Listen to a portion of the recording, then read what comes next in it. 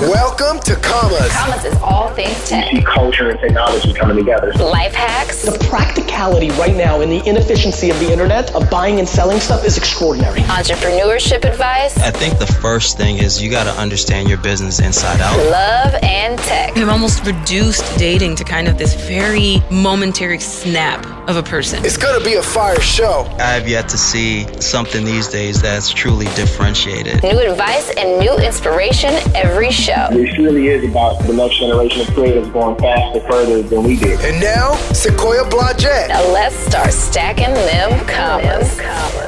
Hey, what's up, you guys? I have the amazing, talented Lauren Maillian with me today. You guys have seen her around in so many different facets: tech, entrepreneurship, marketing, you name it, content, like all the things, right?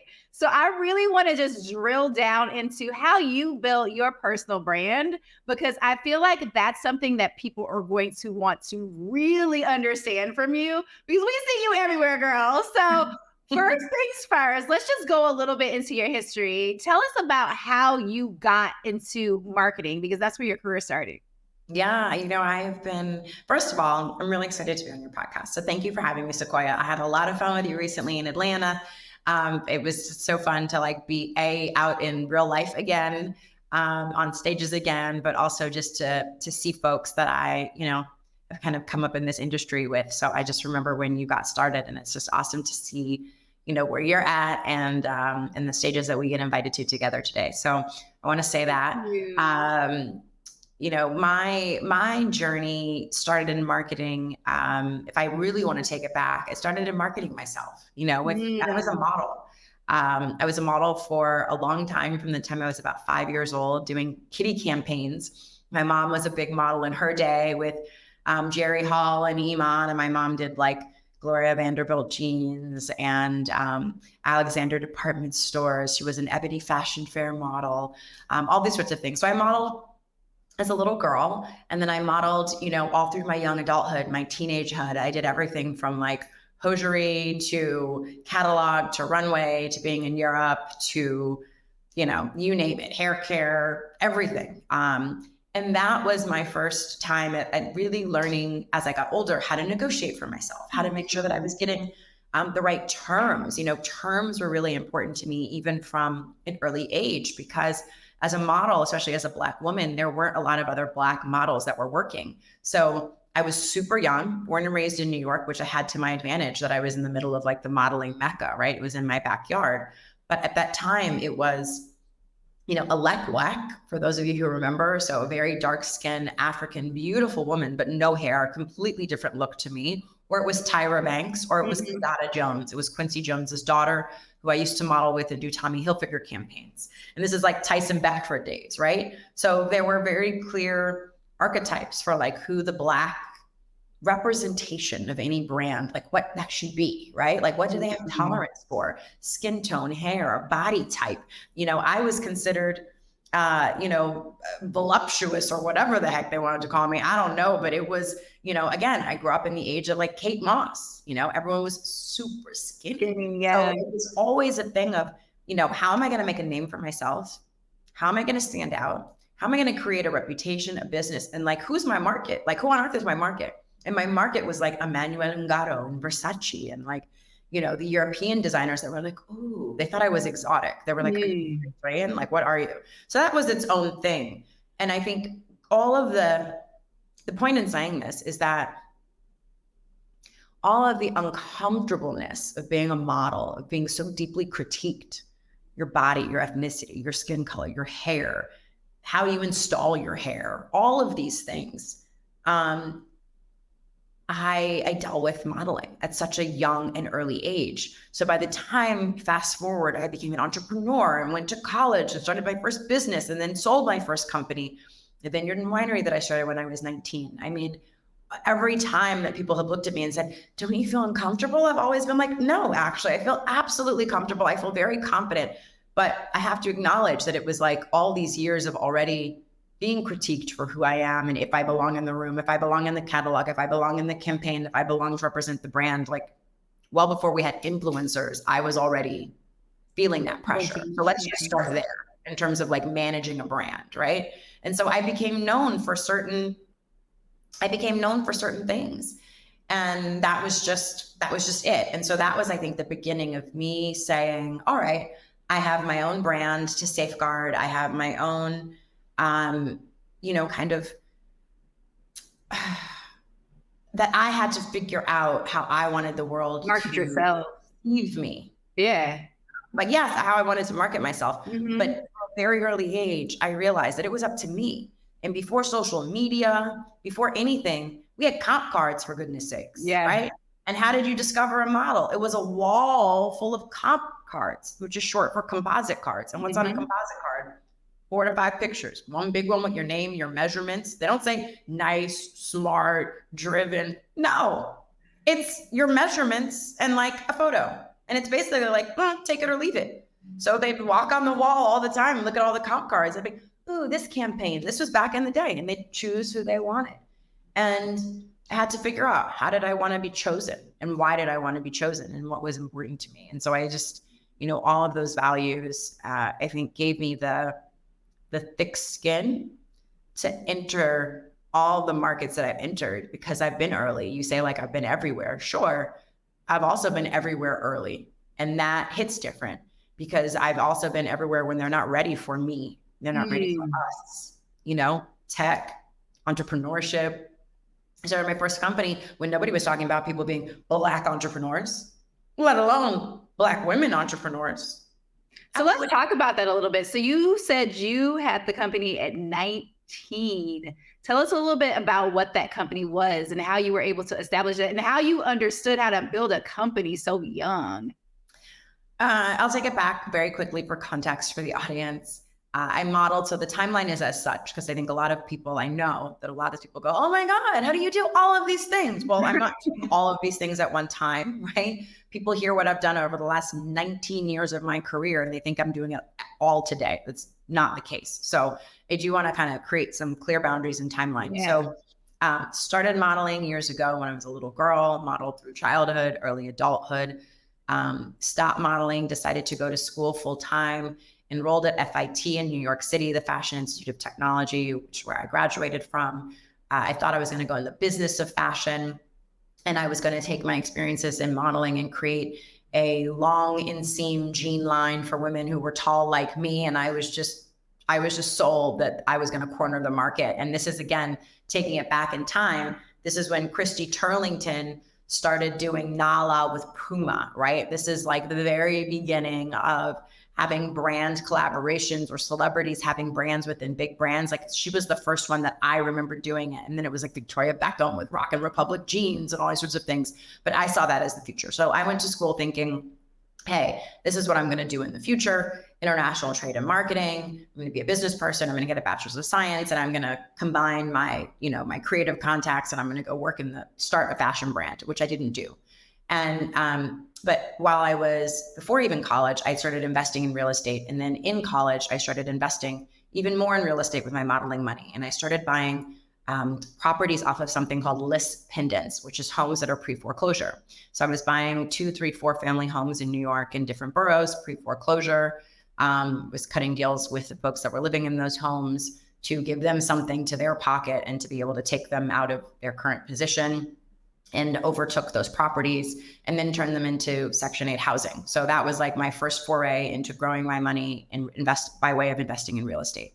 So with that real estate investment, I was like, ooh, I'm loving real estate, because I had guaranteed income coming from Section 8 housing because I knew my risk tolerance. I didn't have enough capital to say, ooh, I'll wait to see who's going to pay me rent. So I was like, how do I get some guaranteed rent? Section 8 sounded really good to me. Hit my account, direct deposit all the time. Great. Then I ended up finding in a free real estate weekly magazine down in Virginia, in one of those free little like pull out plastic things that have the papers in them when you go down to the south or the suburbs. And I found a property in this, free weekly real estate magazine that was called Horseshoe Estate. It was 126 acres, shaped like a horseshoe. And I said, oh my gosh, gotta have it, gotta know more about it. Ultimately ended up purchasing this property, got a really great price for the land itself, had no idea what I was doing with farmland, but just knew that I did not own 126 acres. So for sake of my real estate portfolio and my Section 8 housing, 126 private acres sounded wonderful for my own personal use and investment. Figure it out later. So ended up doing that. And then ultimately started the first company that I ever founded, which was Sugarleaf Vineyards down in Charlottesville, Virginia. Started that business when I was 19 years old, which was really born out of me calling my accountant saying, hey, excuse me, purchase this property. It's really expensive to maintain. Like cutting this grass is not cheap. Just 126 acres, of which, 70 was, kind of on an incline and like not really usable, not pasture land, which was mostly, terrain and mountains and coverage or what have you. And then about 50 acres of pasture land, super expensive to maintain, to weed whack and all these sorts of simple things. So in talking to the accountant, he says, hey, Lauren, you never discussed with me an agricultural use for the land. What are you doing over there? Like city girl, but got any ideas? And I was like, oh, what do you mean? So it went from me letting my neighbors hay my land, which is what you do down in the South, right? You let other people hay your land for their animals. I didn't have cattle. And ultimately, I didn't want cattle. When I sat with the accountant team, I said, okay, process of elimination. I don't want pigs, chickens, goats, any of that. I don't want to deal with, cows. I don't want to have cattle. I had a couple of horses. I was an equestrian and grew up as a very competitive equestrian, but I needed more than that to kind of have an agricultural purpose for maintaining this land that could also become, a kind of tax advantage, if you will, right? Mm-hmm. Something that you can deduct from having legitimate agricultural use of the land. And so I said, don't want cattle. And there's another classification in the IRS tax code, which is tree and nut farms and nurseries. And so vineyards, Thomas Jefferson's Monticello, were really burgeoning then. This is early 2000s, 2004. And at that time, they were looking at the Charlottesville area, which is where I was, in Thomas Jefferson's Monticello. And they were comparing early 2000s Monticello to the early 70s in Napa and Sonoma, when the industry was just booming. So I said, I think there's something here. So again, my marketing cap was on to say, this is opportunity. This is untapped market share, and ended up launching that business. So that's kind of that timeline to the company and what led up to purchasing the company, and really purchasing the land and then building the business, because I founded the company. So, but it was just a whole interesting experience, but it really is more in, I think, a different order of operations than most people think it is until they hear the story. But how did you know how to do all of that? Right?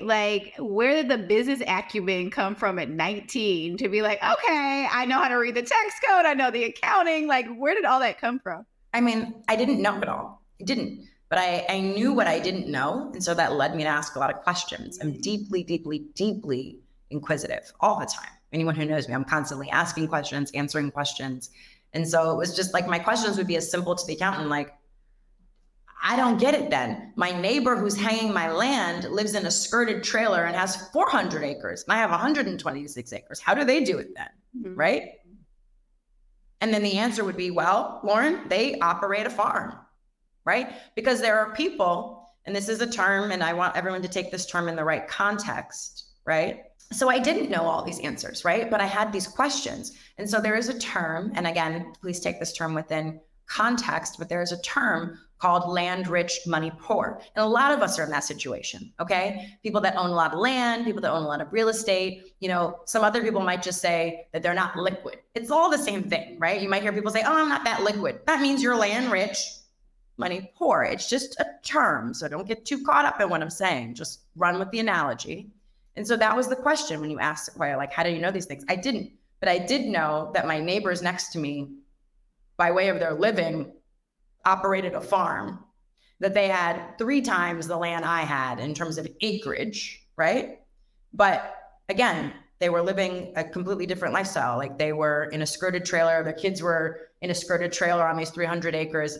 And so I just said, it's not all adding up, because I had friends that had big old, beautiful Victorian houses and big 1,000-acre farms, right? There's levels to everything. And so I ended up asking my accountant, I'm a little confused. How do those people do it then? Mm-hmm. And the answers I would get were, well, Lauren, they have X amount of cattle. And so, in order to have 300 acres and to maintain it all and call it all agricultural, this is the ratio of cattle to acreage that you need, right? There's calculations. So then I'm sitting there going, well, how much is a cow? Okay, don't want a cow. Well, how much is a chicken? Don't want a chicken. Well, how many chickens do you have to have? Well, unfortunately, you can have a lot more chickens than you can cows in 1 acre. So I was I don't want to look at it hundreds of chickens. That's So it was literally process of elimination, but it was also me asking questions to uncover what didn't make sense to me. And I've always found the smartest people to give me the answers, right? So when I go to find an accountant, I'm finding the best accountant to answer my questions. I'm finding the best lawyer to answer my questions. Hey, Commas listeners, if you want to hear even more about how companies are built and what it takes to grow in today's market, you have to check out Found in Equity from the TechCrunch Podcast Network. Found takes a peek behind the scenes of building a company with firsthand accounts from founders themselves. Every Tuesday, co-hosts Becca Skudik and Dom Midori Davis chat with a founder about their journey from ideation to launch. Equity keeps you up to date on the world of startups, tech, and venture capital with news rundowns and expert interviews led by co-hosts Alex Wilhelm and Mary Ann Acevedo. Equity drops every Monday, Wednesday, and Friday. So if you're not sure where to jump in, check out episode 739. The venture market is overcorrecting. Tune in at techcrunch.com/podcast or wherever you get your podcasts. Okay, so now we've got this whole portfolio of all of these amazing images, which made you understand marketing through and through.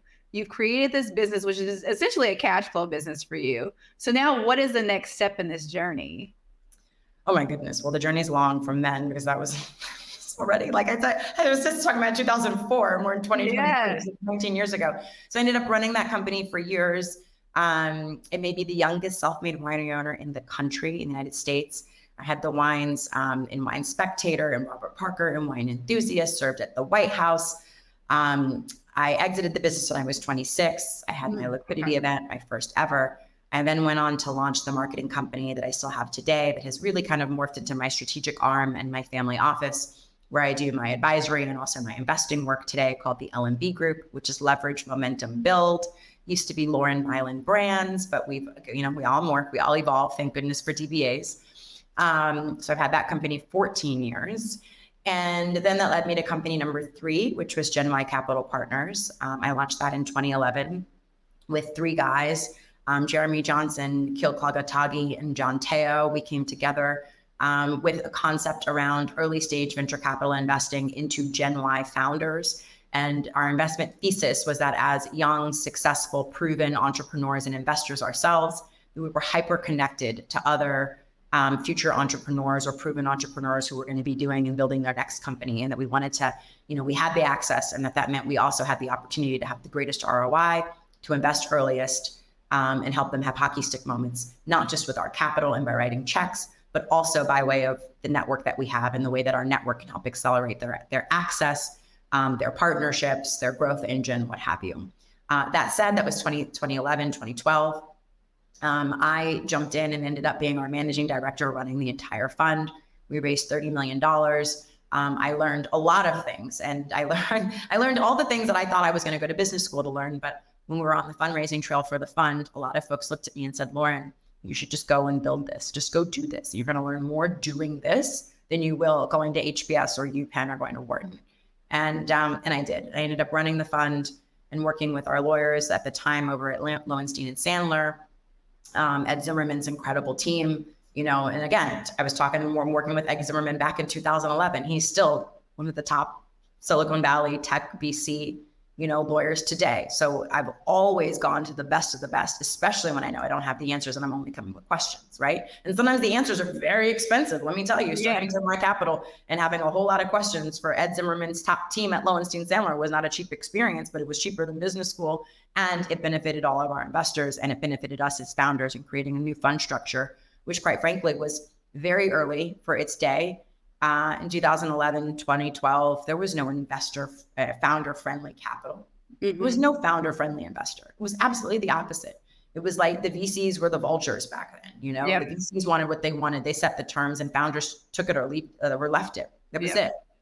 Now, all of a sudden, VCs want to eat dinner and break bread and golf and play tennis and pickleball with their portfolio company founders, because now it's cool to be cool, right? Co-founders, but that was not always the case.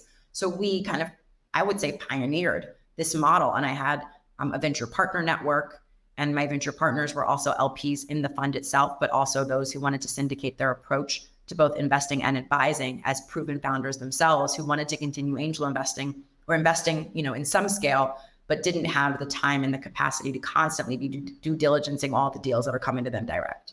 So it really worked. It worked for our LP strategy. It worked for our investment strategy. But unfortunately, the fund did not perform as well as I would have wanted it to. We were just too early. Like the market wasn't ready for the approach that we were bringing. But lo and behold, 12 years later, that's all the market talks about. So that was company number 3. I ended up writing after that a best-selling business book for women called The Path Redefined. The subtitle is Getting to the Top on Your Own Terms. I'm currently writing another book, kind of, updates of all the things since that I've learned, and, very thematically similar in terms of finding ways to get to the top on your own terms, live the life you want on your own terms. So the thread that I've seen from you throughout this journey is you have basically attacked things very early, but in order to be able to do that, you've had to be very visible, right? Because everything that you're operating is at a very high level. So let's talk about visibility and why it's so important that you bring that personal brand to the forefront of your business. To be honest, it was never initially for me about being visible. It's interesting. I honest, even years ago, it was always that if I was going to be the founder, that meant that I was the one out in front. It was just it. It wasn't about, I need to be visible. It was just like, there's nobody else to come to the meeting with you. Like, it's me. Hi. Like, you got me. I'm the founder. Me. Like, oh, you have a complaint? Me. Oh, you have an idea? It's me. Oh, you want to give money? It's me. You want to make a purchase? It would always just come back to me because it was my baby, my brainchild, my business, my future, my money, my investment, my strategy, right? It was not necessarily about me, Lauren Maillian, being visible, but it pushed me constantly into visible positions. And then the market made it okay to be visible, made it normal to be visible. And I just kind of happened to be the person that's like always been visible in some manner, but now we call it being an influencer. Right. And I remember when I was in Summit Series, I'm still in Summit Series, but like super early days of Summit, I was one of the few, tell people what Summit Series is. Summit Series is an exclusive group of entrepreneurs that are doing incredible things. I don't know how you would describe Summit Series, but it's morphed over the years. It was a community. It is a community, but then it was a physical community in Powder Mountain, Utah, where we go and ski and spend time. And I made some of my greatest friends and connections, in that group. I remember when Summit started, and when Summit started, it was founders only. Okay, it was only founders. Right? Just like our Soho House used to start out as like creatives only. Like if you weren't a creative, if you were a banker, you couldn't get into Soho House. And so Summit was much the same back in the day. It was like, we're the real place for founders. Like if you're not a founder, then like, don't sit with us kind of thing. And then all of a sudden they started letting in corporates, both as sponsors and partners, but then that means as attendees. And I remember so distinctly when Beth Comstock was still at GE, she was like the biggest get at the time for them to get to come to Powder Mountain. She was a huge deal, super important as a businesswoman, the work she was doing. But it was like, oh, okay, well, we let Beth Comstock come to the party. Cool, all right, I like it, I dig it. No problem at all, but just different from what we had known. But then I also remember then meeting Beth and following her on LinkedIn. And then I remember Beth starting personal brand. Then I remember Beth Comstock writing a best-selling book. And then I remember, and so it's been interesting. I've always believed that we can learn a lot by observing others. And so, I've got my list, whether it's Melody Hobson or Oprah, whether it's Reese Witherspoon, whether it's Ryan Seacrest, those are people that have been very, very interesting with the use of their visibility and the use of their influence. LeBron James, Mav Carter, Rich Paul. There's a lot of people we can look at and see how are they translating their influence and their visibility into monetizable opportunity. Is that brand deals? Is that investments? And when we say visible, it doesn't necessarily mean this, right? Being visible can also mean that your name is often in the right places on a piece of paper. That is also visibility. It is not just, do people know your face? It's also, do people recognize your name? Do people recognize the imprint that you leave when you're working on something or with a group? That's really good. So what skills do you feel like you had from when you modeled? So for example, when I started my career, I started as a music video director, right? And I was constantly churning out treatments, constantly pitching to labels, and it was all visuals, right? Then as my career started to grow and I went to tech, I was like, oh, I don't need those skills. I use those skills more than anything. I am always pitching. I'm always building a deck. I am always, so like, what are some of those skills that you feel like you gravitated from modeling to now your current career? Negotiating. So back in the day, every model would get paid within 30 days of the client paying the agency, less the agency's commission.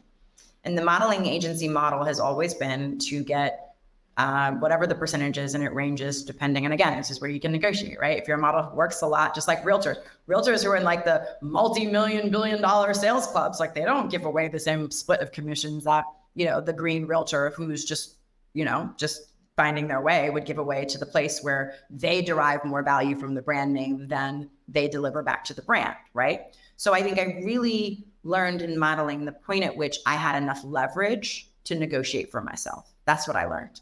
Like the point at which, yes, there was a time where I just needed them. I needed to say I was repped by Ford. I needed to say I was repped by Karen Paris. I needed to say I was repped by all these great places because they were names that were important, that made certain signals to the market, that also set my value, right? That set an expectation for my value based upon the brand name that I was associated with. But I also was very acutely aware of when my success as a model was more valuable to them than they could be to me, which was the day that I knew I could go to any agency I wanted to. That was the difference, right? Sometimes you're like on a casting call to get into the agency and you're there like taking your Polaroids and you're like, do you want me? Do you want, yes or no? Back in the day, you could go to open calls down in Soho and those girls would just pop from Ford to this and that. And you'd see them standing outside in their little white shirts and their jeans, right? Yep. But I was very acutely aware of when that changed and when it was like, oh, okay, Lauren, you have done something here and like you have that negotiating power. And so a lot of the other models, they had to wait to get paid 30 days after the client paid. And this is back in the day when we were on a voucher system, carbon copy, white, yellow, pink. Was it white, pink, yellow, whatever it was? Every Friday you had to bring in your pink to the agency. And that's how you got paid. That was your checks and balance system. And then you would go home with a book of the yellow copies, right? And then the client would keep the white copy. Fine. So I learned in modeling to negotiate for myself. And I was one of the few models that when I would deliver my vouchers on a Friday, I was paid for those vouchers the next Friday. And so I was advanced my money and they waited for the client to pay to essentially reimburse them. But if they wanted to keep me as a model on their roster, I needed to be paid weekly for my time. So me learning to negotiate for myself, but figuring out when I should negotiate for myself, because I think a lot of us will come into something and go, I deserve more. And that's when the people say, you can have more somewhere else. And then you're like, they didn't negotiate with me. Well, what dog did you have in the fight? Like, what leverage did you have that they needed you? You needed them more, but you thought you had more value than you did, right? But how do we learn to get in and then learn when we have a position where we can say, excuse me, this isn't working for me. What was that pivotal moment for you?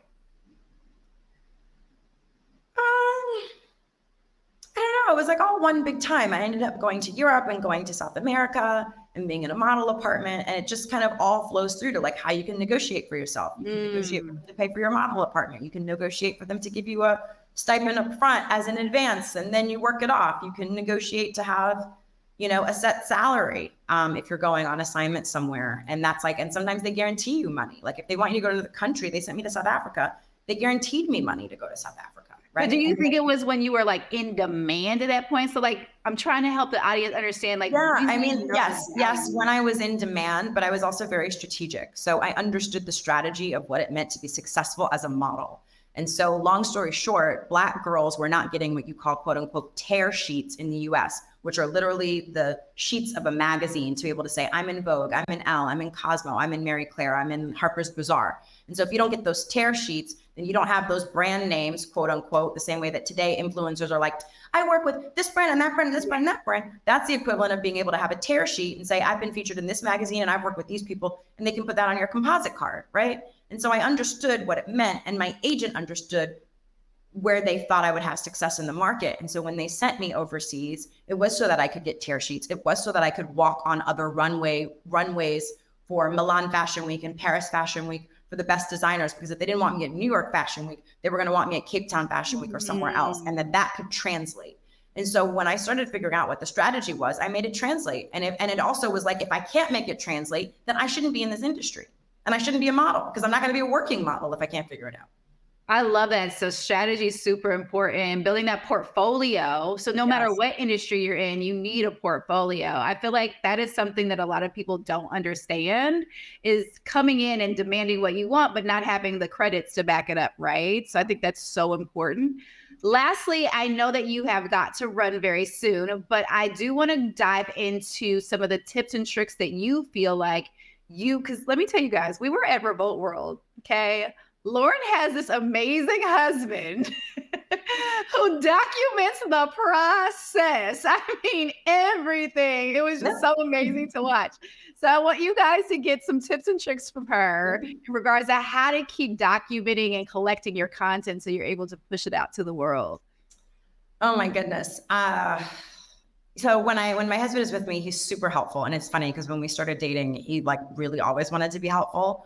And he would always cut my feet off. Never my head, my feet. And he's like, are the feet important? I was like, yeah, when the outfit's good, those feet are totally important. So there's that.